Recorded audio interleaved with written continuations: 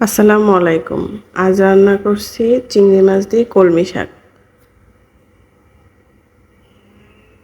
আমার খুব প্রিয় একটা শাক। শুরুতেই শাকটা ভালোভাবে কেটে নিলাম। এরপরে অনেকক্ষণ পরিষ্কার পানি দিয়ে ভালো করে ধুয়ে নিলাম।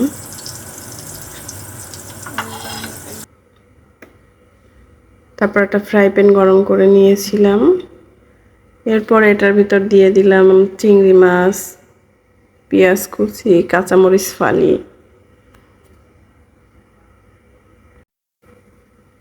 তারপরে এর মধ্যে একটু তেল দিয়ে দিলাম। আপনারা এবার ভাবছেন আমি আগে পেঁয়াজ কাঁচামরিচ এগুলো দিলাম তারপরে কেন তেলটা দিলাম। আসলে আম, এটা আমাদের গ্রাম অঞ্চলে এভাবে রান্না হয়। অনেক সময় দেখা যায় যে মাছটা একটু টেলে নেওয়ার পরে আমরা তেলটা দিই, তাহলে এটা টেস্টটা একটু ভালো আসে আর কি। তো তারপরে একটু পরিমাণ মতো লবণ দিয়ে দিলাম।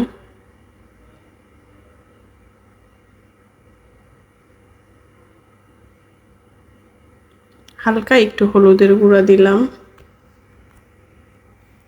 যদিও শাকে খুব একটা হলুদ দেওয়ার দরকার হয় না, তারপরেও দেখা যায় চিংড়ি মাছ দিলে একটু হলুদ দিলে শাকটা টেস্ট ভালো আসে, কালারটাও ভালো আসে। এরপরে দিয়ে দিলাম শাক। শাকটা যদি একটু ছোট ছোট করে কাটা হয় তাহলে খাবারে মানে খেতে টেস্ট লাগে, আর সেদ্ধটাও তাড়াতাড়ি হয়ে যায়।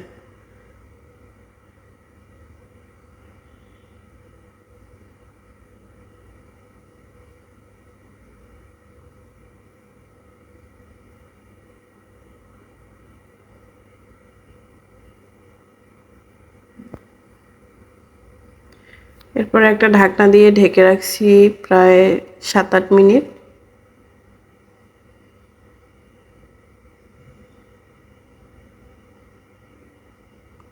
তো এই যে আমার রান্না কমপ্লিট।